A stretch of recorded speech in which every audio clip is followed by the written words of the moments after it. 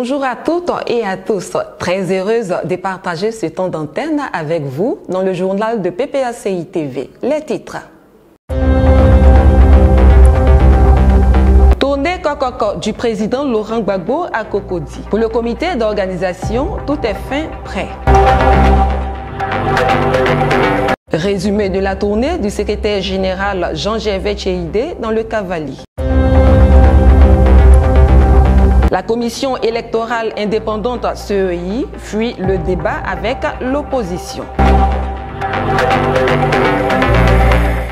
Aujourd'hui, dans les locaux du siège du PPACI, s'est tenue une séance du secrétariat général présidée par le président exécutif Sébastien Dano-Djedje. Plusieurs points à l'ordre du jour pour parler de la vitalité du parti sur toute l'étendue du territoire national afin de préparer les prochaines élections d'octobre 2025. Nous y reviendrons dans nos prochaines éditions. Comme à Makori, le président Laurent Gbagbo s'adressera au peuple ivoirien le 1er mars au stade de Cocody-Angré dans le cadre de la deuxième étape de sa tournée dénommée Kokoko dans le district d'Abidjan. Dans ce reportage qui suivra, revivons quelques extraits de son discours à Makori. Kevin Comenon. Ce 1er mars à Cocody-Angré, le président du Parti des peuples africains Côte d'Ivoire a rendez-vous avec les populations du district d'Abidjan dans le cadre de sa tournée dénommée Kokoko. À quelques mois de la présidentielle, le président Laurent Gbagbo mobilise ses militants et ses sympathisants. À l'ouverture de la première étape de cette tournée à Makori, il a abordé plusieurs sujets dont les conditions à remplir pour obtenir des élections présidentielles apaisées. Une nouvelle commission électorale indépendante, le respect de nos règles et lois, le respect de la nationalité ivoirienne, autant de sujets abordés par le président Laurent Gbagbo. Il y en a qui croient qu'ils ont la science infuse et le pouvoir de demeurer au pouvoir tant qu'ils le souhaitent. Mais ça ne se passe pas comme ça. Il faut un organe neutre, indépendant, avec des hommes neutres et indépendants pour organiser les élections. Si toutes ces conditions ne sont pas remplies, c'est difficile d'avoir la paix après une élection. C'est avant l'élection qu'on crée les conditions de la paix. Je propose donc au régime, c'est-à-dire à ceux qui sont aujourd'hui momentanément au pouvoir, de prendre à bras le corps le sujet.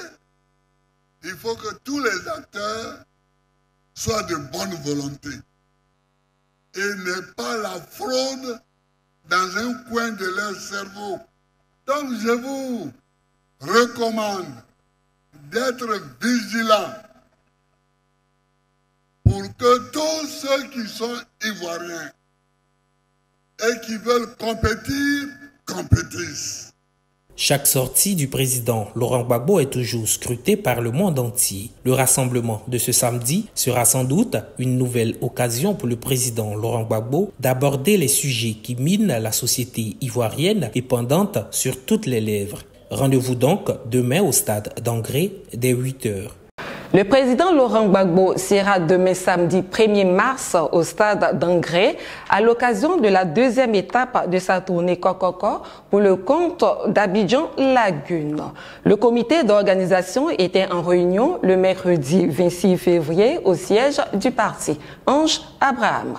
Cette réunion était présidée par l'ambassadeur Emmanuel Aka, président du comité d'organisation de la tournée Kokoko du président Laurent Gbagbo dans le district d'Abidjan, assisté du vice-président du dit comité, Koné Boubacar. Les participants ont passé en revue les différents aspects de l'organisation du meeting du 8 février tenu à Makori. Les insuffisances et les succès de cette première sortie du président Laurent Gbagbo dans le cadre de la tournée Kokoko ont été relevés afin de tirer toutes les leçons pour le meeting du 1er mars au stade d'Angré dans la commune de Cocody. La mobilisation reste un défi majeur pour les organisateurs. Nous venons de terminer une réunion pour faire le point de la mobilisation. Notre principe est d'aller toujours plus haut et donc notre objectif pour l'étape de Cocody, c'est de faire 2 fois la mobilisation qui s'est exprimée à Makori. Et donc nous sommes à pied d'œuvre pour y arriver. Je voudrais demander instamment aux populations de Cocody. Cocody, qui est la commune dans laquelle le président Gbagbo a toujours vécu. Cocody doit accueillir son fils, son voisin, son envoyé, son futur président de la République, qui va s'exprimer au stade d'Angré ce samedi 1er mars 2025. Nous demandons donc, pas seulement aux militants et sympathisants du PPACI de faire les déplacements, mais à toute la population de Cocody, à toute la population de Bingerville, à Djamé, à Tekoubé, Plateau et même à Bobo, de nous rejoindre au stade d'Angré afin que le monde entier sache que lorsque le président Gbagbo est quelque part, tous ceux qui croient en lui se déplacent pour l'écouter et pour l'entendre. Ce 1er mars, les Ivoiriens sont attendus au stade d'Angré pour communier avec le président Laurent Gbagbo. D'autres sujets chauds de l'actualité sociopolitique seront commentés comme cela a été le cas à Agamé et Makori. Du 20 au 25 février, le secrétaire général du PPACI a parcouru la région du Cavali pour informer et mobiliser la population autour de la candidature du président Laurent Gbagbo. Toujours avec Ange Abraham pour le commentaire. Tout au long de sa tournée dans le Cavali, le secrétaire général Jean-Gervais Keïdé a animé 4 grands meetings avec des séances de travail par fédération. À Taï, où il a démarré la tournée le 21 février, avec le soutien du 2e vice-président Hubert Oulaye, les 2 membres de la direction du parti ont été témoins du virement d'une 40aine de militants au PPACI en provenance d'autres partis politiques. Il faut dire qu'il y a eu une trahison, raison pour laquelle nous sommes tous déportés au PPACI. Alors, il faut dire que arrivé au PPACI ici, vraiment dans le département, tous les jeunes étaient remplis de peur, mais avec l'arrivée de, comment on appelle, du ministre Hubert Oulaye, de la MCC-CA, vraiment nous avons réussi à ouvrir, à parcourir les villages, les villes du département de Taï, vraiment pour sensibiliser nos jeunes. Avec cette bonne nouvelle qui témoigne de la vitalité du parti dans cette localité, le secrétaire général a communié avec les populations de Guiglo le 22 février à la place Félix Houphouët-Boigny. En présence des têtes couronnées qui ont massivement effectué le déplacement, Jean-Gervais Keïdé a dévoilé le projet de paix du président Laurent Gbagbo. Laurent Gbagbo veut la paix pour la Côte d'Ivoire. Il veut un pays qui se remette debout. Parce que son ambition, c'est de donner un avenir d'espoir à ce pays qui a trop souffert. Sa volonté, c'est de faire en sorte que les fils de la même famille qui se sont brouillés hier se remettent à nouveau ensemble en discutant dans le respect et dans l'amour fraternel. C'est ce qu'on appelle la réconciliation vraie. Ceux qui ont eu mal, ceux à qui on a fait du mal, ceux qui ont perdu beaucoup de choses. Et Dieu sait que chez nous à l'ouest ici, vous avez tout perdu. Vous avez perdu des parents qui n'ont même pas de tombe jusqu'à aujourd'hui. Vous avez perdu des maisons. Vos enfants ont disparu dans la forêt. Certains sont morts en exil. Ceux qui sont morts, on ne peut pas les ramener. Mais l'État, sous Laurent Gbagbo, va trouver les mots et les moyens pour vous dédommager, pour apaiser vos cœurs. C'est ça qu'on appelle la réconciliation.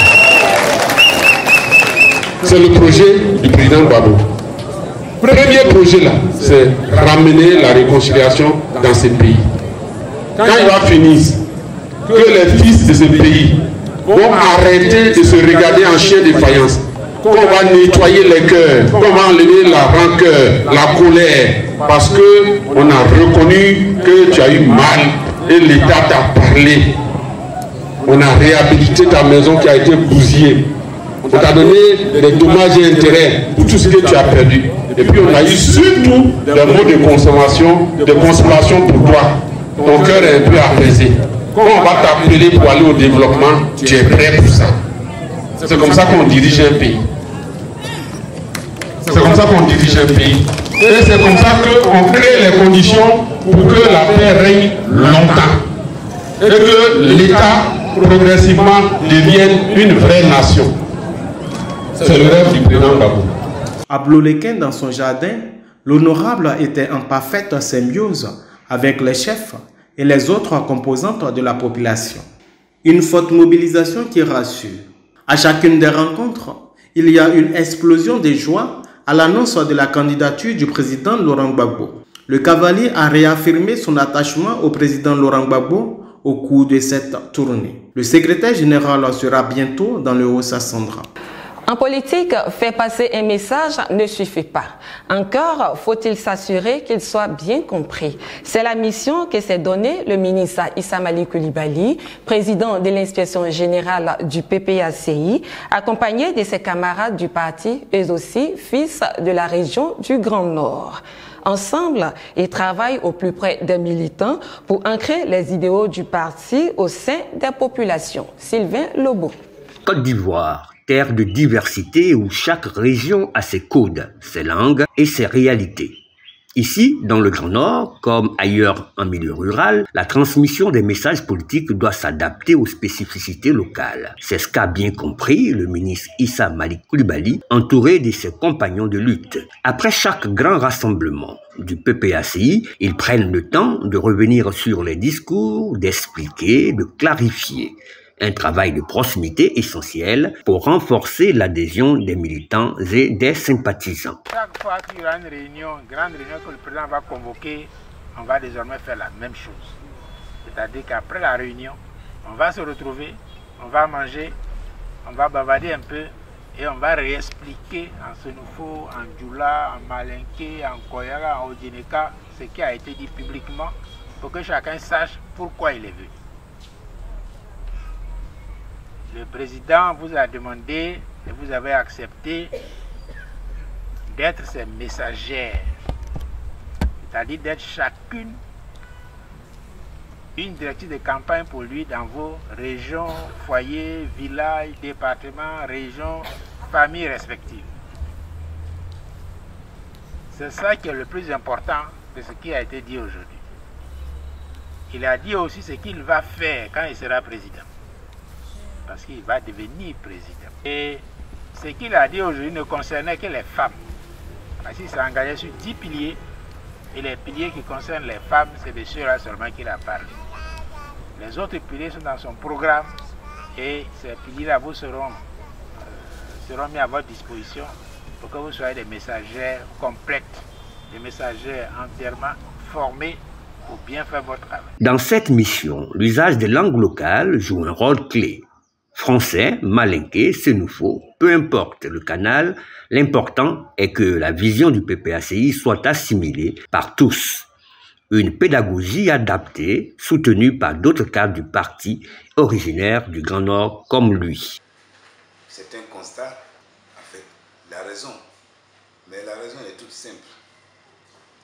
Elle est évidente. Nous sommes des militants convaincus, des militants engagés, des militants combatifs et nous avons besoin de leaders quelquefois. Il a plu au Seigneur dans toute cette grande région de nous donner des leaders. Vous que vous avez connu, vous connaissez le doyen Abou Sissé, vous connaissez le ministre Issa Coulibaly Malik, vous me connaissez. Vous avez les camarades SG Namizata, Diaby Youssouf, etc. Et c'est ensemble que nous pensons qu'il faut mener nos actions. Parce que nous avons choisi dans cette région qui est difficile politiquement, pour les partis d'opposition, vous savez pourquoi, de militer, d'abord de soutenir son Excellence le Président Laurent Gbagbo. Depuis ce qui s'est passé, depuis sa déportation jusqu'à son retour triomphal en Côte d'Ivoire, jusqu'à la création du PPACI. Et dans cette région, dans ces régions que je viens de citer, c'est pas facile d'être un opposant, vous le savez. C'est pourquoi, quel que soit le lieu où on tient une activité, vous avez vu l'année dernière lors de la fête de la Renaissance à Beauville, vous l'avez vu tout récemment à Gagnoua, vous l'avez souvent constaté à Abidjan, nos parents arrivent de partout.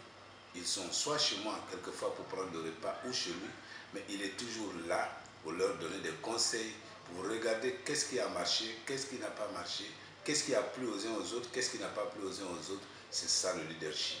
Mais je pense que c'est un exemple à suivre. Que ce soit lors des assises des femmes du PPACI au Palais de la Culture en janvier dernier, ou encore plus récemment à Gagnoua avec le mouvement Les Messagères de Laurent Gbagbo, Issa Malik Coulibaly et son équipe ont appliqué la même méthode. Débriefer, écouter, répondre aux interrogations. Après chaque échange que nous faisons avec le ministre, nous revenons chez nous avec les idées claires et le message que nous devons transmettre à notre militant. Mais sans oublier, nous savons que la population peut compter sur nous, car notre parti est une partie qui prend en mesure et aussi qui résout les questions posées par la population concernant les divers problèmes qu'ils subissent. Derrière ces rencontres, une ambition, faire du PPACI un parti ancré dans la modernité tout en restant fidèle aux réalités du terrain. Une stratégie qui renforce la dynamique du parti et la position de son leader, Laurent Gbagbo, dans la course au pouvoir. Issa Malik Coulibaly et ses camarades du PPACI poursuivent donc leur travail de terrain, convaincus qu'une bonne compréhension des messages politiques est la clé d'une mobilisation efficace. En prélude à la rentrée politique de la coordination PPACI du Kabadougou et du Folon, qui aura lieu dans le mois de mai 2025, les deux coordinations ont reçu 2 motos en vue d'accroître leur capacité de mobilisation le samedi 22 février 2025 à Odiéné. C'est un don du coordonnateur régional du Kabadougou, le camarade Touré Karamoko et son équipe. Ils l'ont fait au nom du président Laurent Gbagbo, président du parti, avec la bénédiction du camarade Issa Malik Coulibaly, président de l'inspection générale du parti, et la caution du vice-président des 3 districts du Grand Nord, le camarade Soro Seydou Di Soro Coton, et la contribution du secrétaire général adjoint Diaby Youssouf, chargé des 3 districts du Grand Nord. La mission assignée aux bénéficiaires est de booster le processus d'implantation du PPACI dans le district du Denguélé en se rendant dans chaque ville, commune et sous-préfecture des régions de Kabadougou et du Folon afin d'assurer une victoire écrasante du président Laurent Gbagbo en octobre 2025. C'est pour moi un grand plaisir ce matin de vous retrouver et de vous souhaiter la bienvenue à cette cérémonie de remise de motos aux 2 coordinateurs régionaux du district du Denguélé. Très bientôt, nous allons attaquer le terrain. Nous allons partir dans toutes les 26 sous-préfectures du Denguélé pour aller implanter le PPACI qui existait déjà. Seul lui, Laurent Gbagbo, est capable de réveiller la démocratie dans notre pays. Et il n'a pas la haine. Et il n'aura jamais de haine. Il est notre candidat, notre poste. Il est notre chef. Il sera notre chef pour toujours. Notre plan A, c'est Laurent Gbagbo. Plan B, c'est Laurent Gbagbo. Plan C, c'est Laurent Gbagbo. Il doit être inscrit sur la liste électorale. Odiéné demande l'inscription de Laurent Gbagbo sur la liste électorale. Conformément à l'adage qui dit « Qui veut aller loin ménage sa monture », le PPACI, dans le Kabadougou et le Folon, a décidé de ménager sa monture pour le palais présidentiel. Le secrétaire général adjoint a profité de l'occasion pour avoir une séance de travail avec les secrétaires généraux de comité de base de Samatigila. Le mardi dernier, sur les antennes d'une chaîne nationale, la commission électorale indépendante nous servait un spectacle désolant. Analyse, décryptage de cet acte jugé inapproprié par la population. Françoise Rapé. Avant de parler, alors moi je me retire, je n'ai plus à vous écouter. Stupeur, consternation, désolation, mais surtout mépris du peuple ivoirien. Le mardi 25 février dernier, une chaîne de télévision ivoirienne, dans son émission Le débat politique, recevait les acteurs politiques des partis politiques les plus en vue, notamment le RHDP, le PDCI, le PPACI et la Commission électorale indépendante CEI, représentée par Maître Keti Yapobi. 36 minutes après le début de l'émission, la représentante de la Commission électorale indépendante quitte le plateau sans même une excuse, disant refuter de nouveau le préalable soulevé par le PDCI RDA, préalable qu'elle avait pour autant accepté. Cet acte d'une extrême gravité, rempli de mépris à l'égard du peuple ivoirien, a choqué plus d'un. Comment un agent de l'État payé avec l'argent du contribuable ivoirien peut-il se permettre de narguer et manquer de respect à toute une nation? Le peuple de Côte d'Ivoire attend la clarification de la commission électorale indépendante qui, au lieu de s'en tenir à un seul invité, a plaidé auprès de la chaîne de télévision pour avoir 2 représentants. Alors que sur la note envoyée à tous les partis politiques, il était stipulé un seul représentant. Débat donc inégal. Maître Keti Yapobi n'était-elle pas compétente pour répondre aux questions et mener le débat jusqu'à terme? La révision de la liste électorale, pourquoi pose-t-elle autant de problèmes au RHDP et à la Commission électorale indépendante elle-même, organe censé organiser et très bien organiser ces élections? Le président de la CEI avançait un problème de calendrier déjà établi et difficile donc de tenir une RLE avant les élections présidentielles. Les Ivoiriens s'interrogent et posent de multiples questions. Quelle est l'élection plus importante que la présidentielle qui pourrait intéresser tous les Ivoiriens pour faire une RLE après ces élections? Le bon sens ne recommande-t-il pas de faire cette RLE avant les élections présidentielles afin de permettre à toutes ces personnes hors de la liste électorale de s'inscrire? Malheureusement, le double jeu de la commission électorale indépendante semble faire peser sur les élections à venir une grave crise. Crise que le président Laurent Gbagbo voudrait éviter, d'où les conditions à remplir pour des élections apaisées données lors de sa première étape de sa tournée Kokoko à Marcory. Si la lettre d'excuse de la chaîne de télévision est arrivée 2 jours plus tard, cela ne semble pas vraiment faire descendre les ardeurs du peuple ivoirien, qui réclame toujours la démission du maître Keti Yapobi, qui réclame toujours des sanctions et qui réclame toujours la révision de la liste électorale par la CEI. Les jours à venir nous situerons. Pendant ce temps, la tension monte dans tous les états-majors des partis politiques, ce qui crispe la population ivoirienne qui a toujours en mémoire la rébellion de 2002 et la crise post-électorale de 2010. Plateau, centre des affaires du district autonome d'Abidjan, lieu où se trouvent les ministères ivoiriens et les immeubles de bureaux, a été le théâtre d'une marche de femmes pour manifester contre les propos d'un cyberactiviste. Une marche encadrée par les forces de l'ordre de Côte d'Ivoire.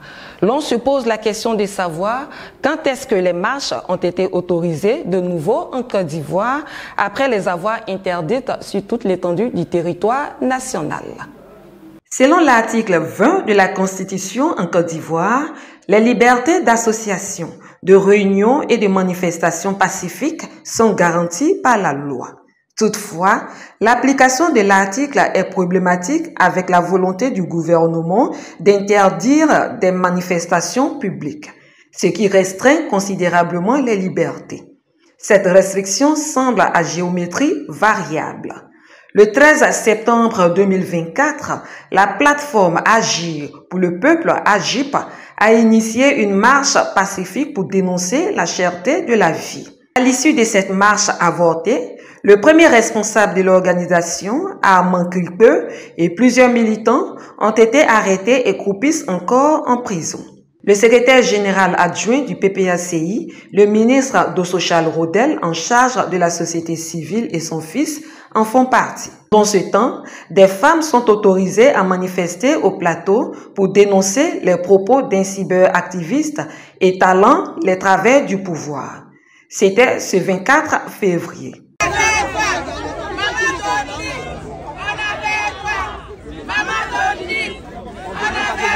Pourquoi une telle marche au moment où les manifestations sont interdites pour des sujets d'intérêt général? Or donc, les Ivoiriens peuvent marcher pour réclamer justice où marcher en Côte d'Ivoire est purement et simplement réservé aux militants RHDP, 2 poids, 2 mesures.